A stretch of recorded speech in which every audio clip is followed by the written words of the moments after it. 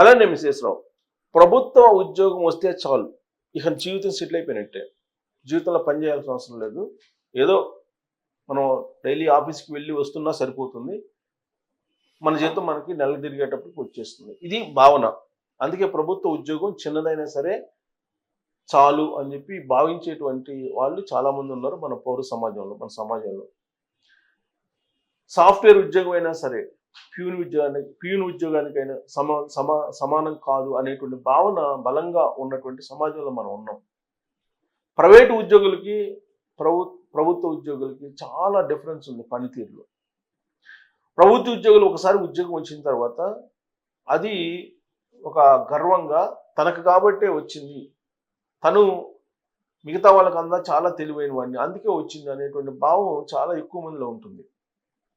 మీకు చేత అయితే మీకు ప్రభుత్వ ఉద్యోగం వచ్చిండేది కదా, మీకు చేతగా కదా ప్రభుత్వ ఉద్యోగం రాంది అనేటువంటి ఫీల్ వాళ్ళలో చాలా ఉంటుంది. ప్రభుత్వ ఉద్యోగం రావడానికి రకరకాల కారణాలు ఉంటాయి. కానీ ప్రభుత్వ ఉద్యోగం రానంత మాత్రాన పనికి రారు మిగతా వాళ్ళకంటే మేము గొప్ప వాళ్ళమే అనేటువంటి ఫీలింగ్ ఎవరికైతే ఉంటుందో వాళ్ళు బయట సమాజం గురించి తెలియనటువంటి వాళ్ళు అనుకోవాలి. ఎందుకంటే ప్రభుత్వ ఉద్యోగం వైపు కూడా చూడకుండా కొన్ని వేల మందికి ఉద్యోగాలు ఇస్తున్నటువంటి తెలియగలటువంటి వాళ్ళు చాలామంది ఉన్నారు ప్రైవేట్ రంగంలో.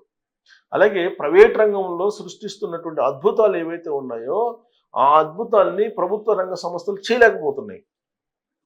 ప్రభుత్వ రంగ సంస్థలు ఫెయిల్ అవుతున్నాయి. ప్రైవేట్ రంగంలో ఉండేటువంటి సంస్థలు క్లిక్ అవుతున్నాయి. ఎందుకు క్లిక్ అవుతున్నాయి? మరి ఒకవేళ ప్రభుత్వ ఉద్యోగులు కొంతమంది అనుకుంటున్నటువంటి విధంగా వాళ్ళు మేధావులు, మిగతా వాళ్ళు మేధావులు కాదు, మేధావులు కాబట్టే ఉద్యోగం వచ్చింది, మాకు ప్రజలు ఏమైపోయినా మాకు శాలరీస్ కావాలి అనుకునే భావం ఎవరైతే ఉంటుందో వాళ్ళు ప్రైవేట్ రంగం వైపు చూడాలి.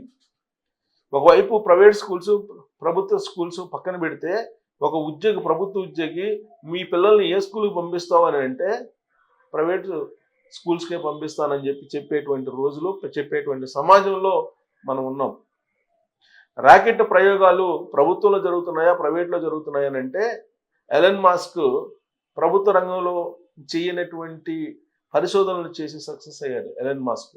మరి ప్రైవేట్ రంగంలోనే కదా అంతరిక్షంలో పంపించింది. సునీత విలియమ్స్ని తీసుకొచ్చింది ఎవరు? ఎలన్ మాస్క్ కదా. ఆయన పంపించినటువంటి రాకెట్టే కదా తీసుకొచ్చింది ఆమెని. సో కాబట్టి ప్రైవేట్ రంగం, ప్రభుత్వ రంగాన్ని రెండింటిని పక్కన పెట్టి చూస్తే ప్రభుత్వ రంగంలో ఫలితాల కంటే ప్రైవేట్ రంగంలో ఫలితాలు అద్భుతంగా ఉంటాయి. దానికి కారణాలు ప్రభుత్వ ఉద్యోగులకు బాగా తెలుసు. కానీ బెనిఫిట్స్ విషయానికి వచ్చేటప్పటికి ప్రభుత్వ ఉద్యోగులకి అనేకం ఉంటాయి, ప్రైవేటు ఉద్యోగులకు ఉండదు. వాటిలో ప్రధానంగా ఉద్యోగ భద్రత ప్రైవేటు ఉద్యోగులకు ఉండదు, కానీ ప్రభుత్వ ఉద్యోగులకు ఉంటుంది, ప్రైవేటు ఉద్యోగులకు ఉండదు. ఉద్యోగ భద్రత అనేది ప్రైవేటు ఉద్యోగులకు ఉండదు. అలాగే ప్రభుత్వ ఉద్యోగులకు ఉద్యోగ భద్రత ఉంటుంది. అందుకే వాళ్ళు కరప్షన్ చేసినా, పని చేసినా, చెయ్యకపోయినా దాన్ని పెద్ద పట్టించుకోరు. ప్లస్ హైరార్కీ తోటి కొంచెం బాగుంటే చాలు, జీవితాంతం తిన్నామా, పనుకున్నామా, లేచామా, ఇదే ఎక్కువ మంది. అందరిని కాదు సమా, ఎక్కువ మంది. అందరూ అలా ఉంటే అసలు కంప్లీట్గా అలా అయిపోతుంది. కానీ ప్రైవేటులో అది సాధ్యం కాదు.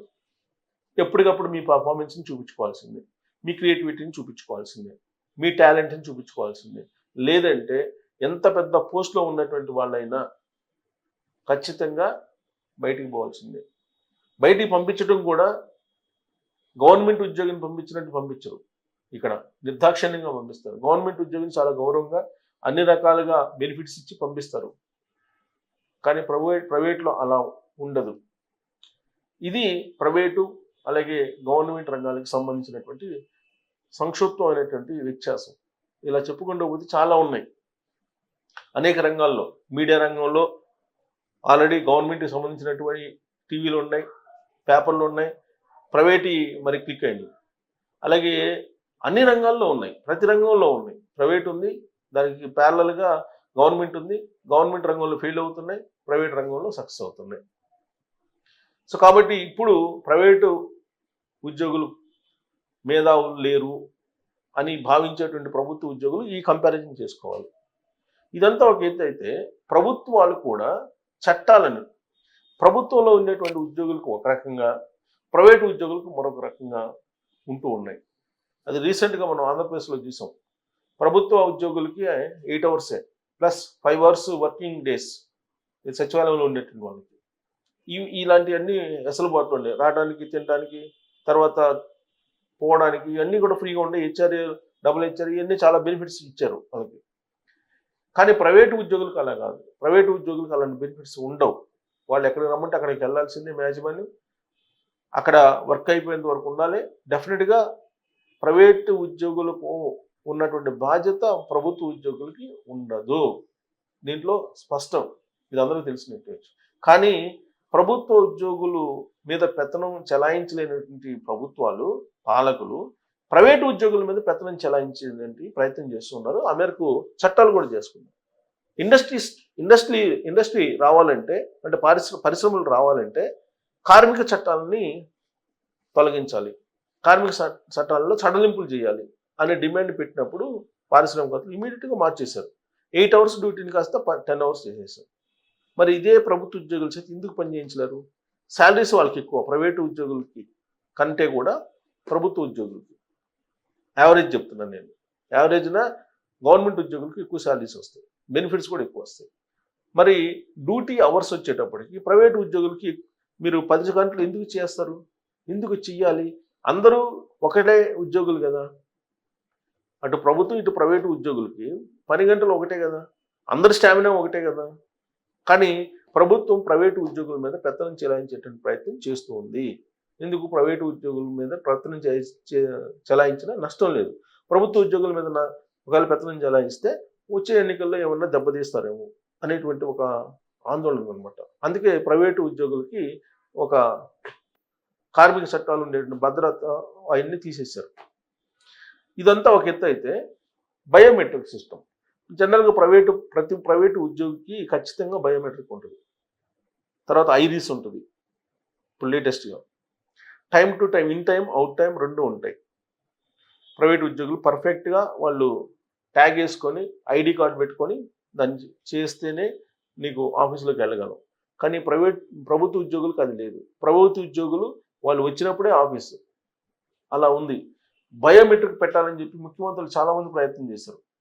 రాజశేఖర రెడ్డి గారు, రోసే గారు, జనార్దన్ రెడ్డి గారు, ఇలా చాలామంది ముఖ్యమంత్రులు ఉమ్మడి ఆంధ్రప్రదేశ్లో ప్రయత్నం చేశారు. విడిపోయినటువంటి ఆంధ్రప్రదేశ్లో జగన్మోహన్ రెడ్డి గారు కూడా ప్రయత్నం చేసి ఆయన వైఫల్యం చెందాడు. కేసీఆర్ గారు కూడా వైఫల్యం చెందారు.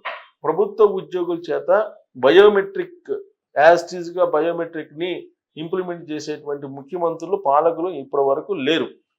ఈవెన్ నరేంద్ర మోడీ గారు కూడా బయోమెట్రిక్ సిస్టమ్ని పట్టించుకోలేదు. బయోమెట్రిక్ని పెట్టాలి అనేటువంటి ఆలోచన చేసినప్పుడు ప్రభుత్వ ఉద్యోగుల నుంచి వ్యతిరేకత వస్తుంది. అందుకనే బయోమెట్రిక్ జోలికి వెళ్ళట్లేదు. ఐరిస్ పెట్టాలని జగన్మోహన్ రెడ్డి గారు ప్రయత్నం చేశారు, కానీ ప్రభుత్వ ఉద్యోగులందరూ కూడా వ్యతిరేకించారు. దాని మీద ఇప్పుడు కోర్టుకి వెళ్తే సుప్రీంకోర్టు ఏం చెప్పిందంటే, బయోమెట్రిక్ ఖచ్చితంగా ప్రభుత్వ ఉద్యోగులకు కూడా పెట్టాల్సిందే అని చెప్పి ఒక సంచలనమైన తీర్పు సుప్రీంకోర్టు ఇచ్చింది. కనీసం సుప్రీంకోర్టు తీర్పు ఇచ్చిన తర్వాత అయినా సరే ప్రభుత్వ ఉద్యోగుల చేత బయోమెట్రిక్ పద్ధతిని అలవర్చాలి పాలకులు. ఆ దిశగా కూడా ధైర్యం చేయలేకపోతున్నారు. మరి సుప్రీంకోర్టు ఇచ్చినటువంటి ఆర్డర్ ఏంటనేది చూద్దాం. సుప్రీంకోర్టు ఒక సంచలనమైన ఆర్డర్ ఇచ్చింది. ఇది సుప్రీంకోర్టు ఇచ్చింది, బయోమెట్రిక్ హాజరు. ఇక్కడ ఉంది, బయోమెట్రిక్ హాజరు ఏర్పాటుకు ఉద్యోగుల సమ్మతి అవసరం లేదు. ఇక్కడ చూడండి, క్లియర్గా ఇచ్చింది. ప్రభుత్వ కార్యాలయాల్లో బయోమెట్రిక్ హాజరు విధానాన్ని ప్రవేశపెట్టడానికి ఉద్యోగుల సమ్మతి అవసరం లేదని సుప్రీంకోర్టు తేల్చి చెప్పింది. ఉద్యోగులను సంప్రదించినంత మాత్రాన బయోమెట్రిక్ అటెండెన్స్ సిస్టమ్ చట్టవిరుద్ధం కాదని పేర్కొంది. ఒడిశాలోని ప్రిన్సిపల్ అకౌంటెంట్ జనరల్ A&E కార్యాలయంలో బయోమెట్రిక్ హాజరు వ్యవస్థను ప్రవేశపెట్టాలని కేంద్రం నిర్ణయించింది. 2013 జూలై 1, అక్టోబర్ 22న జూలై 1, అక్టోబర్ 22, నవంబర్ 6 తేదీల్లో సిబ్బందికి బయోమెట్రిక్ హాజరును అమలు చేస్తామంటూ ఆ శాఖ సర్కులర్లు జారీ చేసింది. ఈ సర్కులర్లను ఉద్యోగులు సెంట్రల్ అడ్మినిస్ట్రేటివ్ ట్రిబ్యునల్లో సవాల్ చేశారు. అంటే బయోమెట్రిక్ పెడతామంటే దాన్ని సవాల్ చేసి ట్రిబ్యునల్ వేశారు ఉద్యోగులు, మేము ఎందుకు బయోమెట్రిక్ వాడాలని. తమ అనుమతి లేకుండా ఈ నిర్ణయాన్ని తీసుకున్నారని, ఇది మాన్యువల్లో పేర్కొన్న నిబంధనలకు విరుద్ధమని పేర్కొన్నారు. సో మమ్మల్ని ఎవరు బయోమెట్రిక్ అడిగేది, ఇది చట్ట విరుద్ధం అని చెప్పి వాళ్ళు ట్రిబ్యునల్కి వెళ్తే ట్రిబ్యునల్ ఏం చెప్పింది, ఆ పిటిషన్ ట్రిబ్యునల్ డిస్మిస్ చేసింది. ట్రిబ్యునల్ కంప్లీట్ డిస్మిస్ చేసింది ఆ పిటిషన్ని. ఉద్యోగులు దాని మీద హైకోర్టుకి వెళ్ళారు. హైకోర్టుకి వెళ్తే హైకోర్టులో తీర్పు వాళ్ళకు అనుకూలంగా వచ్చింది. అనుకోవడం వస్తే దాన్ని కేంద్ర ప్రభుత్వం ఏం చేసి సుప్రీంకోర్టులో పిల్లు వేసింది, దాని మీద సవాల్ చేసింది. ఇది హైకోర్టు ఇచ్చినటువంటి తీర్పుని. దాని మీద సుప్రీంకోర్టు ఏం చేసిందంటే నిబద్ధతతో పనిచేసే వాళ్ళకు బయోమెట్రిక్తో ఇబ్బంది ఏంటని సుప్రీంకోర్టు ప్రశ్నించింది. హైకోర్టు తీర్పుని కొట్టేసింది. ఇది నిబద్ధతతో పనిచేసేటువంటి వాళ్ళకి బయోమెట్రిక్ పెడితే ఏంటి నష్టం అని చెప్పి సుప్రీంకోర్టు ప్రశ్నించింది. కాబట్టి బయోమెట్రిక్ పెట్టాల్సిందే ప్రభుత్వ ఉద్యోగులు అని చెప్పి సుప్రీంకోర్టు చెప్పినటువంటి క్రమంలో నరేంద్ర మోడీ గారు దేశవ్యాప్తంగా బయోమెట్రిక్ను అమలు చేసేలాగా సిస్టమ్ తయారు చేసేటువంటి ఖ్యాతి ఆయనకు ఉందా లేదా అనే దాని మీద మీరు కామెంట్ చేయొచ్చు. Thank you.